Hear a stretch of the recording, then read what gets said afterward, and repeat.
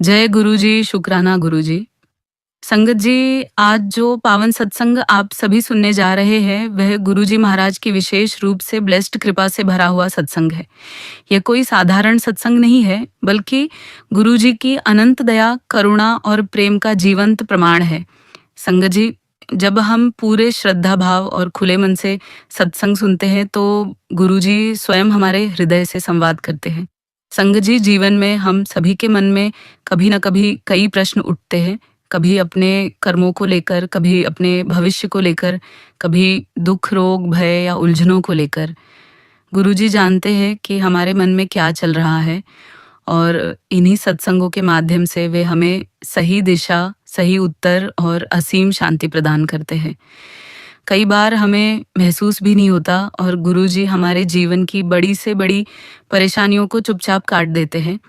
इसलिए संगत जी, आप सभी से हाथ जोड़कर विनम्र निवेदन है कि इस सत्संग को पूरे ध्यान, विश्वास और श्रद्धा के साथ अंत तक अवश्य सुनिएगा। हो सकता है आज का यही सत्संग आपके जीवन में किसी बड़े बदलाव का कारण बन जाए। गुरुजी की एक छोटी सी कृपा भी जीवन को संवारने के लिए पर्याप्त होती है। और संगत जी, सत्संग सुनने के बाद कमेंट सेक्शन में जय गुरुजी, शुक्राना गुरुजी अवश्य लिखिएगा, क्योंकि यही हमारी कृतज्ञता, हमारा प्रेम और गुरुजी के चरणों में हमारा नमन है।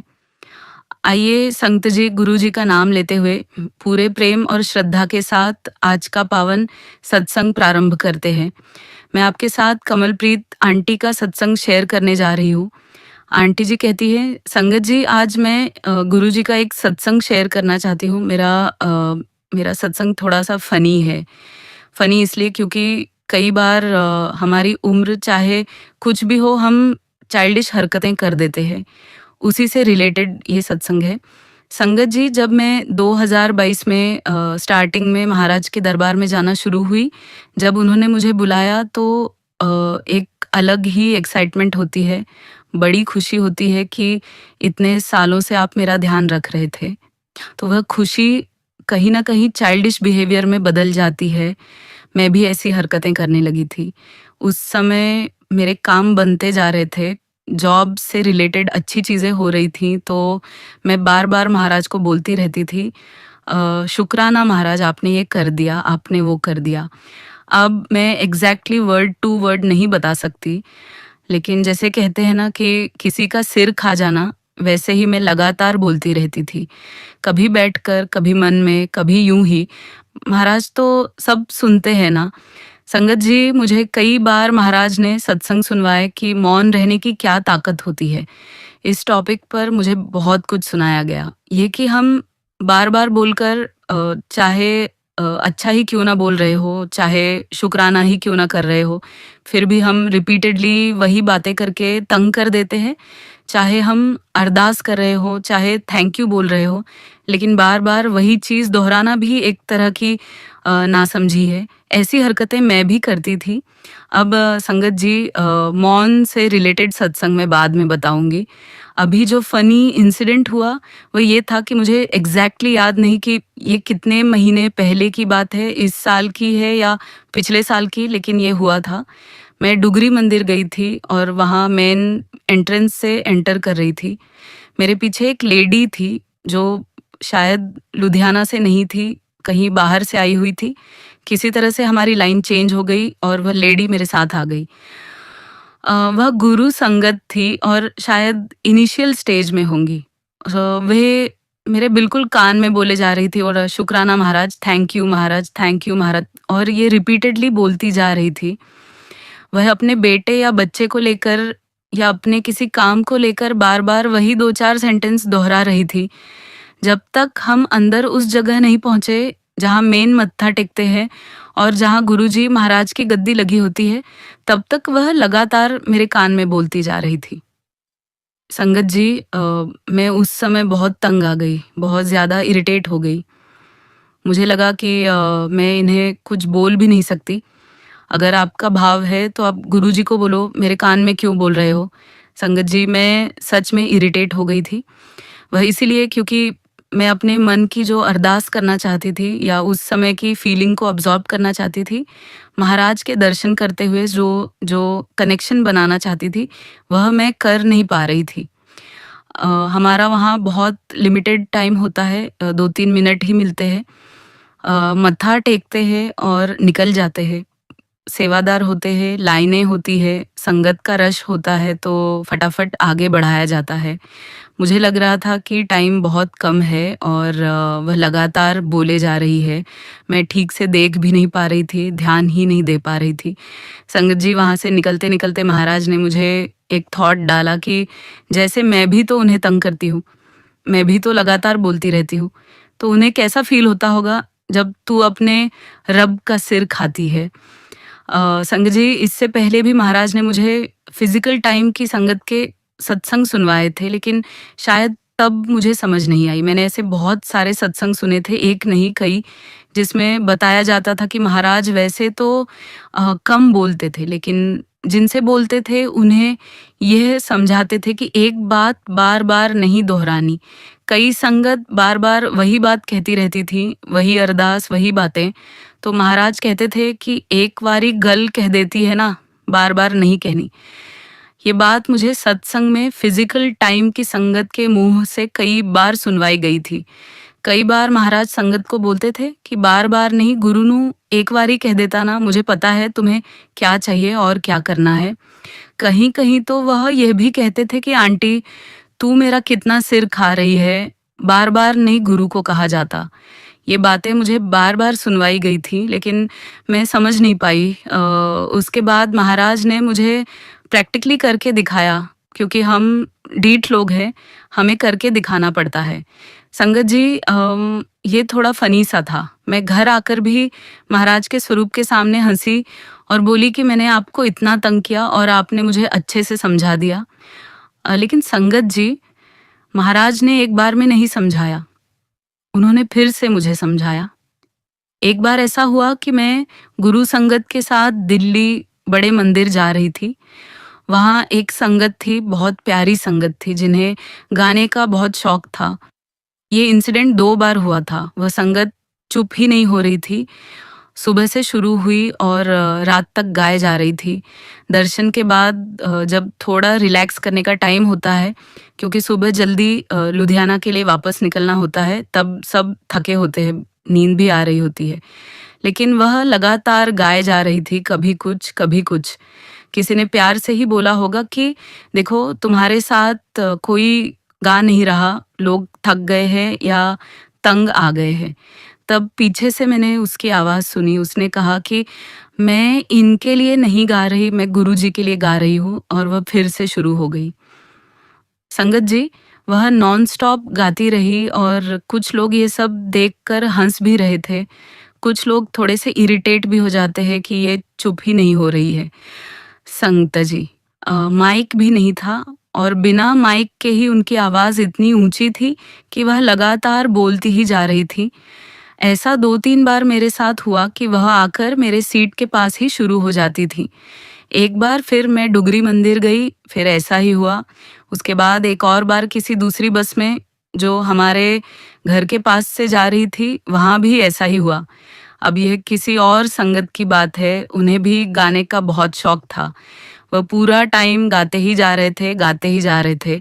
हर चीज़ में, हर वक़्त बस गाना ही गाना। ऐसा नहीं कि सिर्फ़ गुरुजी के भजन ही हो, बल्कि हर तरह की चीज़ें गाते जा रहे थे। मतलब एक होता है ना कि आप चुप ही नहीं हो रहे, पूरा रास्ता वही करते जा रहे हैं। संगत जी, तब मुझे समझ आया कि महाराज मुझे दिखा रहे हैं कि जब तुम इरिटेट होती हो तो मैं कितना इरिटेट होता हूँ। हम तो कुछ संगत से मिलते हैं, लेकिन महाराज तो पूरा ब्रह्मांड चलाते हैं, पूरी सृष्टि सँभालते हैं। हम सबकी बातें सुनते हैं, तो उन्हें कितना इरिटेशन होता होगा जब हम सब एक-एक करके शुरू हो जाते होंगे, क्योंकि हर संगत का अपना-अपना कनेक्शन है। संगत जी, तब मुझे अपने लिए ये फ़ील हुआ कि मुझे ये चीज़ सुधारनी चाहिए, इम्प्रूव करनी चाहिए। फिर धीरे-धीरे मैंने ये चीज़ महाराज की रहमत से इम्प्रूव की और मैंने उनसे कहा कि हाँ जी, मुझे समझ आ गया है, अब मैं ऐसी हरकतें नहीं करूँगी।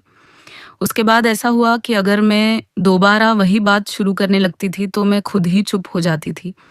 अब अगर कभी ऐसा होता है कि मुझे कोई बात याद आ जाती है, जैसे 1 साल पहले मैंने महाराज से कुछ बोला होगा, कोई अरदास की होगी या कोई बात कही होगी, तो जब मुझे वह दोबारा याद आती है, तो मैं कह देती हूँ कि मैं कई बार भूल जाती हूँ। अब याद आया है तो बता दिया, लेकिन मैं उसे ज़्यादा रिपीट नहीं करती।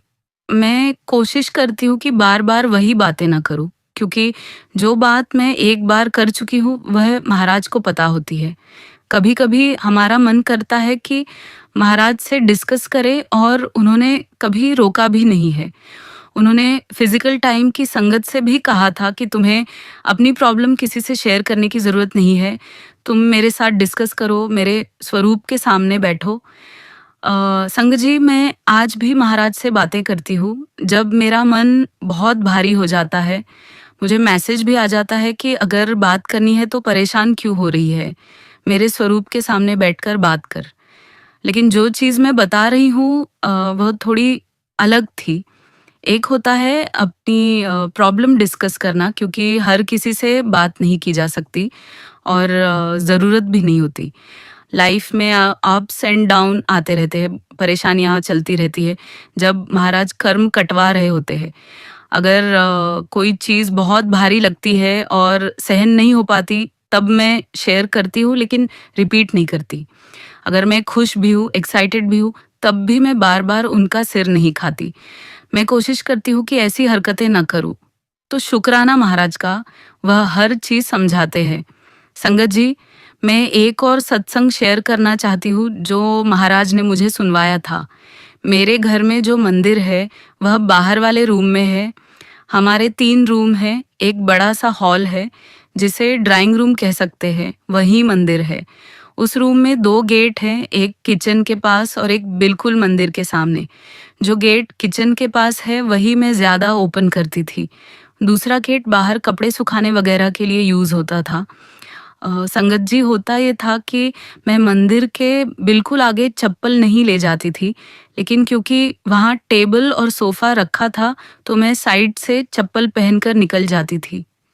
मेरे मन में 2-3 बार आया कि यहाँ मंदिर है, तो पूरे रूम में चप्पल नहीं ले जानी चाहिए। इसलिए अगर कोई सामने से मेरे घर आता था, तो मैं उसे मना कर देती थी। एक बार ऐसा हुआ कि हमारे जान-पहचान के लोग, एक कपल हमारे घर मिलने आए। लेडी को तो मैंने कह दिया, लेकिन उनके हस्बैंड पर मेरा ध्यान नहीं गया। वह उस साइड बैठ गए। वह लोग हमारे घर का फर्नीचर देखने आए थे, क्योंकि उन्हें भी कुछ लेना था। वह ज़्यादा देर नहीं बैठे, लेकिन वह मंदिर के आगे से चप्पल लेकर निकल गए। तब मुझे लगा कि मुझे उन्हें बोल देना चाहिए था, लेकिन मैंने ध्यान नहीं दिया और वह मंदिर के आगे से चप्पल लेकर चले गए। और संत जी, क्योंकि हर किसी का अपना-अपना विश्वास होता है, हर कोई यह नहीं समझ पाता कि गुरुजी महाराज स्वयं विराजमान हैं और यह कोई साधारण जगह नहीं, बल्कि उनका पावन मंदिर है। इसीलिए कई बार लोग उस वातावरण की मर्यादा और पवित्रता पर ध्यान नहीं दे पाते। अगर उस समय वे सच में इस बात को समझते और थोड़ा ध्यान देते, तो शायद ऐसा नहीं होता। संगत जी, उस पल मुझे वहीं कुछ समझ नहीं आया, लेकिन बाद में जब मैं अकेले में शांत हुई, तब मुझे अंदर से फ़ील हुआ। मैंने झाड़ू पोछा और जो भी सेवा का काम था, वह सब पूरे भाव से किया, लेकिन मेरे मन में वह बात कहीं न कहीं अटकी हुई थी। फिर उसके बाद जब-जब यह बात मेरे मन में आती रही संगत जी, तब-तब गुरुजी महाराज ने मुझे इसका उत्तर दिया। संगत जी, कुछ समय बाद मुझे यह सत्संग बिल्कुल सेम, एकदम वैसा ही एक आंटी जी का सुनने को मिला। ये सत्संग कोई नया नहीं था, बल्कि काफ़ी समय पहले का था, लेकिन उसे सुनते ही मुझे ऐसा लगा जैसे ये सत्संग खास मेरे लिए ही सुनवाया जा रहा हो। उस सत्संग में संगत ने बताया कि महाराज ने उनसे साफ शब्दों में कहा था कि जहाँ मंदिर है, वहाँ चप्पल लेकर मत आया करो। संगत जी, जब आंटी जी ने अपने घर का वर्णन किया, तो वह घर भी बिल्कुल मेरे घर जैसा ही था। उनका मंदिर भी वैसे ही बना हुआ था जैसे मेरे घर में है। उन्होंने बिल्कुल वही बात बताई कि मेरा मंदिर ऐसे है और मैं ऐसे चप्पल रखती हूँ। बस संगत जी एक ही फ़र्क था कि जैसे मैंने अपने सत्संग में बताया कि हमारे घर गुरुजी महाराज स्वयं आए थे, वह बात उनके सत्संग में नहीं थी। इसके अलावा बाकी सारी बातें एकदम सेम थीं, जैसे किसी ने मेरी ही कहानी दोहराकर सुना दी हो। उसी संगत ने आगे एक और बात बताई कि वे लोग चप्पल घर के बाहर रखते थे। संगत जी, ये सुनकर तो मैं अंदर से हिल गई, क्योंकि मैं भी सच में चप्पल बाहर ही रखती थी। जब भी मैं घर से बाहर जाती थी, चाहे सत्संग पर जाना हो, मंदिर जाना हो या कहीं और बाहर निकलना हो, तो बाहर की चप्पल कई बार मैं उसी गेट के पास रख देती थी, जो सीधे मंदिर के सामने खुलता है। वहीं पर मैं कपड़े सुखाने के लिए रैक लगाती हूँ और कई बार चप्पल उसी के नीचे रख देती थी। संगत जी, उस सत्संग में महाराज ने यह भी कहा था कि चप्पल बाहर न रखा करो और बार-बार चक्कर मत लगवाया करो। संगत जी, उस एक वाक्य में मुझे मेरी पूरी गलती समझ आ गई। मुझे एहसास हुआ कि गुरुजी महाराज कितनी बारीकी से हमें समझाते हैं, लेकिन हम कई बार सुनकर भी नहीं समझ पाते। संगत जी, इन दोनों बातों का मुझे गुरुजी महाराज ने उसी दिन उत्तर दे दिया। उस दिन के बाद से मैंने अपनी आदत बदल ली। मैंने चप्पल बिल्कुल साइड में रखनी शुरू कर दी। अब मैं गेट के बिल्कुल पास चप्पल नहीं रखती, क्योंकि घर के अंदर किचन और दूसरे कमरों में मुझे घर की चप्पल पहननी होती है, तो वह मैं मंदिर से बिल्कुल दूर रखती हूँ। और जो बाहर की चप्पल होती है, अब मैं उसे पूरी तरह अवॉइड करती हूँ। मैं जितना हो सके उतनी कोशिश करती हूँ कि चप्पल बाहर न रखूँ और उसे अंदर दूसरे रूम में ही ले जाकर रख दूँ। संगत जी, इन छोटी-छोटी बातों में भी गुरुजी महाराज हमें बहुत गहराई से समझाते हैं। तभी तो कहा जाता है कि महाराज हर चीज़ का उत्तर देते हैं, बस हमें ध्यान से सुनने और समझने की ज़रूरत होती है। जब भी हम कहीं गलती कर रहे होते हैं, जब भी हमारे अंदर अज्ञान या लापरवाही आ जाती है, तब महाराज किसी न किसी रूप में हमें सही रास्ता दिखा देते हैं। संत जी, यह सब देखकर और समझकर मेरे मन में सिर्फ एक ही भाव आता है, शुक्राना, अनंतम अनंतम शुक्राना महाराज का। क्योंकि यही तो है हमारे सच्चे गुरु, जो हमें डांट कर नहीं बल्कि प्यार से, दुलार से और बड़े धैर्य के साथ हर बात समझाते रहते हैं। वह हमें गिरने नहीं देते, बल्कि हर बार संभाल लेते हैं और सही दिशा में आगे बढ़ना सिखाते हैं। मेरी महाराज से यही अरदास है कि वह हमें सदा ऐसी ही सद्बुद्धि देते रहे, ताकि हम जाने अनजाने में भी कोई गलती न करें और उनके बताए मार्ग पर चलते रहे। और संगत जी, अंत में आपका भी दिल से शुक्राना कि आपने इतने ध्यान और प्रेम से इस सत्संग को सुना। गुरुजी महाराज आप सभी पर भी अपनी कृपा बनाए रखें। जय गुरुजी। संगत जी, अगला सत्संग हम फिरोजपुर से मीनाक्षी आंटी का सुनेंगे। जय गुरुजी, शुक्राना गुरुजी। संगत जी, मैं गुरुजी की बेटी मीनाक्षी फिरोजपुर से अपना पहला शुक्राना सत्संग आप सभी के साथ शेयर कर रही हूँ। संगत जी, मैं अपने सत्संग की शुरुआत गुरुजी के पावन मंत्र जाप से करना चाहूँगी। ओम नमः शिवाय, शिवजी सदा सहाय। ओम नमः शिवाय, गुरुजी सदा सहाय। संगत जी, गुरुजी महाराज के चरणों में मेरा कोटि-कोटि प्रणाम तथा समस्त साध संगत को जय गुरुजी। संगत जी, मैं गुरुजी के साथ जून 2025 में अपनी बहन के माध्यम से जुड़ी हूँ। गुरुजी की मैं दिल से बहुत आभारी हूँ कि उन्होंने मुझे अपनी शरण में लिया, अपने बच्चों की संगत में शामिल किया। संगत जी, जब से मैं गुरुजी से जुड़ी हूँ, मेरे जीवन में एक अलग ही शांति और सुकून आया है। ऐसा लगता है जैसे जीवन को एक नया सहारा मिल गया हो। संगत जी, 20 अगस्त को गुरुजी महाराज ने मुझे ड्रीम दर्शन भी दिए। उस दिन की अनुभूति मैं शब्दों में पूरी तरह बयान नहीं कर सकती। शुक्राना गुरुजी, आपका अनंतम शुक्राना। गुरुजी, आपसे हाथ जोड़कर अरदास करती हूँ कि मेरे दोनों बच्चों को आप हमेशा अपने साथ जोड़कर रखना, उन्हें भक्ति के मार्ग पर लगाए रखना और सही दिशा दिखाते रहना। गुरुजी, मेरी बेटी पढ़ाई के लिए कनाडा गई हुई है।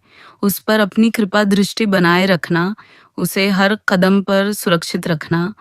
मेरे बेटे के लिए एक ऐसी अच्छी सी लड़की ब्लेस करना जो संस्कारी हो, परिवार को अच्छे से संभाल सके और गुरुजी में विश्वास रखती हो। गुरुजी महाराज, मैंने अपने दिल की सारी बातें आपके समक्ष रख दी है। अब आप ही मेरी हर बात का मान रखना। आपको जो रास्ता सही लगता है, कृपया वही करना।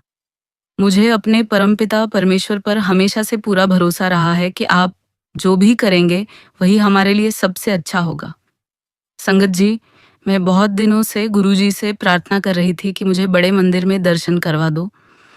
संगत जी, गुरुजी ने मेरी यह इच्छा भी पूरी की और 5 अक्टूबर संडे के दिन मुझे बड़े मंदिर में दर्शन का सौभाग्य प्राप्त हुआ। उस दिन की खुशी मेरे लिए शब्दों से परे थी। संगत जी, बड़े मंदिर में हमने जल प्रसाद, चाय प्रसाद और लंगर प्रसाद भी ग्रहण किया। उस पूरे अनुभव के लिए मैं गुरुजी का दिल से बहुत-बहुत शुक्राना करती हूँ। संगत जी, एक दिन मुझे गुरुजी का एक मैसेज आया जिसमें लिखा था, मैं कल तेरे घर आऊँगा, तुम मुझे पहचान लेना। संगत जी, जब मैं अगली सुबह उठी और घर का मैंने दरवाज़ा खोला, तो मैंने देखा कि दरवाजे के ऊपर एक पीले रंग की सुंदर बटरफ्लाई बैठी हुई थी। उस पल मुझे भीतर से ऐसा लगा जैसे गुरुजी स्वयं दर्शन देने आए हों। मैंने वहीं खड़े-खड़े गुरुजी का बहुत शुक्राना किया। संगत जी, मैं बार-बार दरवाज़ा खोलकर देखती रही और वह बटरफ्लाई दोपहर 1:30 बजे तक वहीं बैठी रही। संगत जी, मुझे पूरा विश्वास है कि उस दिन गुरुजी ने मेरा कोई न कोई कष्ट ज़रूर काटा। अपने बच्चों का ध्यान रखने के लिए गुरुजी आपका लख-लख शुक्राना।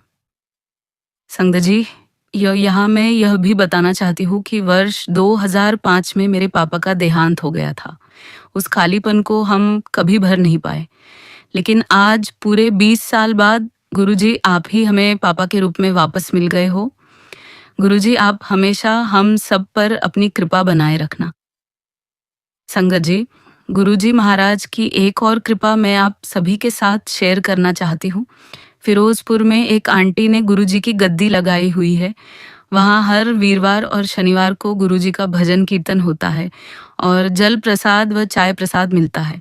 संगत जी, जब मैं वहाँ गई तो मुझे चाय प्रसाद मिला, लेकिन वह बिल्कुल ठंडा था।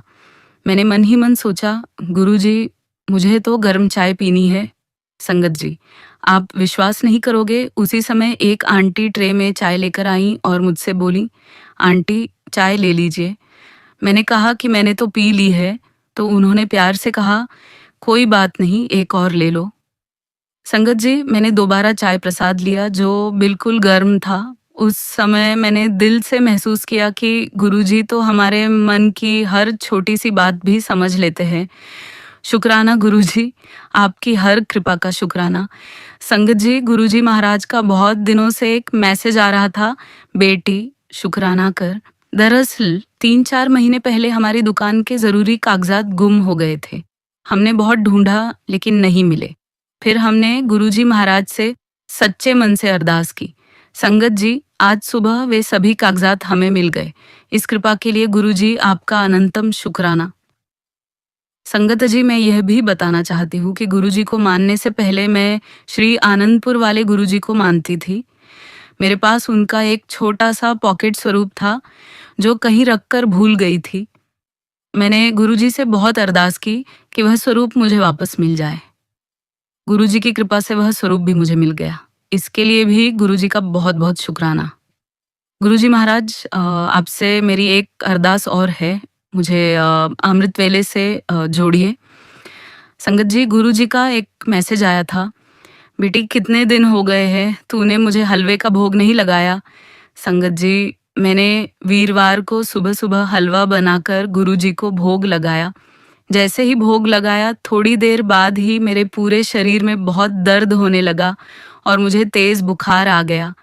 पता नहीं संगत जी, गुरुजी ने मेरा कौन सा कष्ट उस दिन कटवाया। इसके लिए भी गुरुजी का अनंतम शुक्राना। शुक्राना गुरुजी, आपका लख-लख शुक्राना। आपने हमें रहने के लिए अच्छा मकान दिया, गाड़ी दी, दुकान दी, जीवन की सारी ज़रूरतें पूरी की। जो कुछ आपने दिया है उसका भी शुक्राना और जो आगे दोगे उसका भी अभी से शुक्राना। गुरुजी, मेरे बहन भाई और पूरे परिवार पर अपनी कृपा दृष्टि हमेशा बनाए रखना। आंटी जी, आपकी आवाज़ बहुत मधुर है और मैं हमेशा आपके सत्संग सुनती हूँ। गुरुजी आपको भी बहुत-बहुत ब्लेस करें। इसी के साथ संगत जी, मैं अपने सत्संग को यही विराम देती हूँ और जब भी गुरुजी महाराज आज्ञा देंगे, मैं अपना अगला शुक्राना सत्संग आप सभी के साथ ज़रूर शेयर करूँगी। जय गुरुजी, शुक्राना गुरुजी। आंटी जी, बहुत ही प्यारा और बेहद ब्लेस्ड सत्संग था आपका। मैं गुरुजी से दिल से अरदास करती हूँ कि वह आप पर और आपकी पूरी फैमिली पर अपनी रहमतें ऐसे ही बरसाते रहे। और जो भी संगत इस सत्संग को सुन रही है, जिन्होंने इसे सुन लिया है या जो अभी नहीं सुन पाए हैं, सभी को गुरुजी भरपूर आशीर्वाद दें, यही मेरी कामना है। तो संगत जी, इसी के साथ मैं यह कहना चाहूँगी कि अगर आपका भी कोई सत्संग है जिसे आप संगत जी के साथ शेयर करना चाहते हैं, तो आप मुझे मेरे व्हाट्सएप नंबर पर या मेरी ईमेल आईडी पर लिखकर भेज सकते हैं। गुरुजी की कृपा से आपका सत्संग भी संगत जी के साथ अवश्य शेयर किया जाएगा। जय गुरुजी। संगत जी, आज का अगला सत्संग हम मंजू आंटी का सुनेंगे। जय गुरुजी, शुक्राना गुरुजी। सभी प्यारी संगत को मेरा दिल से जय गुरुजी। ओम नमः शिवाय, शिवजी सदा सहाय। ओम नमः शिवाय, गुरुजी सदा सहाय। गुरुजी के पवित्र चरणों में मेरा कोटि कोटि प्रणाम और सभी संगत को मेरा सादर नमस्कार। संगत जी, गुरुजी ने हमेशा मुझ पर और मेरे पूरे परिवार पर अपनी असीम कृपा बरसाई है। उनकी रहमत इतनी अपार है कि कई बार उनका शुक्राना करने के लिए शब्द भी कम पड़ जाते हैं। सच कहूँ तो मेरे पास आज भी गुरुजी का धन्यवाद करने के लिए पर्याप्त शब्द नहीं है। गुरुजी की कृपा से मेरे 2 बेटियां और 1 बेटा है। उनकी मेहर से मेरी दोनों बेटियों की शादी बहुत अच्छे परिवारों में हुई और आज वे अपने अपने घर में खुशहाल जीवन जी रही है। गुरुजी की कृपा का ही परिणाम है कि मेरे दोनों दामाद हमें बेटों से भी बढ़कर प्यार, सम्मान और अपनापन देते हैं और हर सुख दुख में हमारे साथ मजबूती से खड़े रहते हैं। संगत जी, मेरा पहला शुक्राना सत्संग मेरी छोटी बेटी से जुड़ा है। वह अपने पति के साथ चंडीगढ़ में रहती है। कुछ महीने पहले दोनों नई गाड़ी खरीदने के लिए नोएडा आए थे। उस समय वे मुझे, मेरे पति और मेरे बेटे को बहुत प्यार से अपने साथ चंडीगढ़ ले गए। हमने भी सोचा कि कुछ दिन बेटी के पास रहेंगे, उसके साथ समय बिताएंगे और चंडीगढ़ भी घूम लेंगे। फिर लगभग 1 हफ्ते बाद वापस लौट आएंगे। लेकिन उस समय मेरे दोनों घुटनों में पिछले 4-5 साल से लगातार बहुत दर्द रहता था। कई डॉक्टर मुझे पहले ही नी रिप्लेसमेंट सर्जरी करवाने की सलाह दे चुके थे, लेकिन मैं मन से इसके लिए तैयार नहीं थी। मुझे हमेशा यही लगता था कि शायद 60 साल की उम्र से पहले यह सर्जरी नहीं करवानी चाहिए। मेरी यही सोच मुझे बार बार रोक देती थी। मेरी बेटी के पति खुद भी डॉक्टर है। जब हमें चंडीगढ़ आए लगभग 1 हफ्ता हो गया तो उन्होंने मुझे एक अच्छे अस्पताल के विशेषज्ञ डॉक्टर के पास दिखाया। उन्होंने बहुत प्यार से समझाया कि अगर अभी सर्जरी करवा ली जाए तो आगे चलकर तकलीफ कम होगी और आराम भी जल्दी मिलेगा। उनकी बात सुनकर मैंने गुरुजी का नाम लिया और आखिरकार सर्जरी करवाने का निर्णय ले लिया। पिछले साल 17 सितंबर को मेरी दाहिने पैर की नी रिप्लेसमेंट सर्जरी सफलतापूर्वक हो गई। शुरुआत के 3-4 दिन सब कुछ ठीक रहा। कुछ दिनों बाद अस्पताल से छुट्टी मिल गई और मैं बेटी के घर आ गई। मुझे लगा था कि अब धीरे धीरे सब सामान्य हो जाएगा, लेकिन शायद गुरुजी की इच्छा कुछ और थी और मेरी परीक्षा अब भी बाकी थी। सर्जरी के बाद कुछ दिन तो सब ठीक चलता रहा, लेकिन धीरे धीरे मेरी परेशानी बढ़ने लगी। मेरा कुछ भी खाने का मन नहीं करता था। शरीर में बहुत ज्यादा कमजोरी महसूस होने लगी। सर्जरी की वजह से हीमोग्लोबिन भी कम हो गया था और जैसे ही मैं कुछ खाती तुरंत उल्टी हो जाती थी।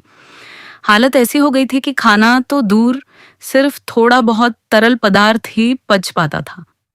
लगभग 15 दिन बाद जब डॉक्टर को मेरी ब्लड रिपोर्ट भेजी गई तो पता चला कि मेरे लीवर में भी समस्या आ गई है। डॉक्टर की सलाह पर अल्ट्रासाउंड करवाया गया। रिपोर्ट देखने के बाद डॉक्टर ने कहा कि किसी अच्छे लीवर स्पेशलिस्ट को जरूर दिखाइए। इस वजह से मेरी फिजियोथेरेपी भी सही तरीके से नहीं हो पा रही थी, जबकि नी रिप्लेसमेंट सर्जरी के बाद फिजियोथेरेपी सबसे ज़रूरी होती है। अस्पताल से छुट्टी मिलने से पहले फिजियोथेरेपिस्ट ने कहा था कि मैं घर पर भी एक्सरसाइज कर सकती हूँ, इसलिए हमने अलग से कोई फिजियोथेरेपिस्ट नहीं रखा। जितनी एक्सरसाइज मुझसे हो पाती मैं अपनी बेटी और पति की मदद से करती रहती थी। लेकिन 1 महीना बीत जाने के बाद भी मेरा घुटना ठीक तरह से मुड़ नहीं रहा था, जबकि उस समय तक उसे लगभग 90 डिग्री तक मुड़ जाना चाहिए था। दिवाली से करीब 1 हफ्ता पहले मैं अपने पति और बेटे के साथ वापस नोएडा आ गई। तब तक मेरे घुटने में काफ़ी सूजन आ चुकी थी और दर्द इतना ज़्यादा था कि रात को ठीक से नींद भी नहीं आती थी। दिवाली के बाद मेरे पति मुझे एक फिजियोथेरेपी क्लिनिक लेकर गए। वहाँ डॉक्टर ने मेरा घुटना देखकर कहा कि इस समय तक तो घुटना लगभग 90 डिग्री तक मुड़ जाना चाहिए था, फिर भी हम पूरी कोशिश करेंगे कि जितना सुधार हो सके किया जाए। उसी दिन से मेरी नियमित फिजियोथेरेपी शुरू हो गई। लेकिन हर बार फिजियोथेरेपी के दौरान मुझे इतना असहनीय दर्द होता था कि मेरी आंखों से अपने आप आंसू निकल आते थे। लगभग 20 दिन तक लगातार इलाज कराने के बाद भी कोई खास फर्क महसूस नहीं हुआ। इसके बाद मैंने अपने जान पहचान के एक ऑर्थोपेडिक डॉक्टर को दिखाया। उन्होंने जांच करने के बाद कहा कि अब मुझे दिन में कम से कम 2 बार फिजियोथेरेपी करवानी होगी। उन्होंने यह भी कहा कि अगर 1 महीने के भीतर घुटने की रेंज नहीं बढ़ी तो दोबारा सर्जरी करनी पड़ सकती है। डॉक्टर की यह बात सुनकर मैं और मेरा पूरा परिवार बहुत परेशान हो गया। घर लौटकर मैं बहुत रोई क्योंकि एक बार की फिजियोथेरेपी का दर्द ही मुझसे सहन नहीं होता था, तो दिन में 2 बार वही दर्द कैसे सह पाती। ऊपर से लीवर की परेशानी की वजह से पेट में भी लगातार दर्द बना रहता था। फिर भी मेरे मन में गुरुजी के प्रति पूरा विश्वास था। मैं यही सोचती थी कि शायद गुरुजी इस कष्ट के माध्यम से मेरे पुराने कर्मों का हिसाब पूरा करवा रहे हैं और अंत में सब कुछ ठीक कर देंगे। अगले दिन मैं गुरुजी का नाम लेकर पूरे विश्वास के साथ फिजियोथेरेपी सेंटर पहुंची। वहां डॉक्टर ने मुझे समझाया कि अगर फिजियोथेरेपी के साथ सीपीएम मशीन का भी इस्तेमाल किया जाए तो धीरे धीरे घुटना सही एंगल तक मुड़ने लगेगा। डॉक्टर की यह बात सुनकर मेरे मन को थोड़ी राहत मिली और मुझे फिर से उम्मीद बंध गई। मैंने हिम्मत नहीं हारी और नियमित रूप से इलाज करवाती रही। लगभग 2 महीने तक लगातार फिजियोथेरेपी कराने के बाद मेरा घुटना धीरे धीरे करीब 90 डिग्री तक मुड़ने लगा। इसी दौरान मेरे लीवर का इलाज भी लगातार चलता रहा। डॉक्टर की सलाह पर मुझे फाइब्रोस्कैन और एंडोस्कोपी भी करवानी पड़ी। गुरुजी की असीम कृपा से धीरे धीरे मेरे लीवर में भी सुधार आने लगा। संगत जी, अगर यह सब गुरुजी की कृपा नहीं है तो फिर और क्या है। इसलिए हमें हर परिस्थिति में अपने गुरुजी पर पूरा भरोसा रखना चाहिए और अपने विश्वास को कभी कमजोर नहीं होने देना चाहिए। जब कृपालु गुरुजी अपनी संगत के साथ खड़े होते हैं तब वह किसी भी मुश्किल में अपनी संगत का साथ कभी नहीं छोड़ते। इस सत्संग के माध्यम से मैं एक बात और कहना चाहूँगी कि जो भी व्यक्ति ने रिप्लेसमेंट सर्जरी करवाए वह सर्जरी के बाद फिजियोथेरेपी को बिल्कुल भी हल्के में न ले। सर्जरी के बाद का पहला महीना बहुत महत्वपूर्ण होता है। अगर उस समय लापरवाही हो जाए तो बाद में बहुत अधिक दर्द और परेशानी उठानी पड़ सकती है। इसलिए डॉक्टर की सलाह के अनुसार समय पर फिजियोथेरेपी ज़रूर करवानी चाहिए। आखिर में मैं अपने गुरुजी महाराज का दिल से बार बार शुक्राना करती हूँ कि उन्होंने हर कठिन समय में मेरा हाथ थामे रखा, मुझे हिम्मत दी और हर परेशानी से बाहर निकाल लिया। शुक्राना गुरुजी, आपका लख लख शुक्राना। संगत जी, अगर सत्संग सुनाते समय मुझसे कोई भी गलती हो गई हो तो कृपया मुझे क्षमा कर दीजिएगा। अगर गुरुजी की आज्ञा हुई तो मैं अपना अगला सत्संग भी आप सभी संगत के साथ अवश्य साझा करूंगी। जय गुरुजी। शुक्राना गुरुजी।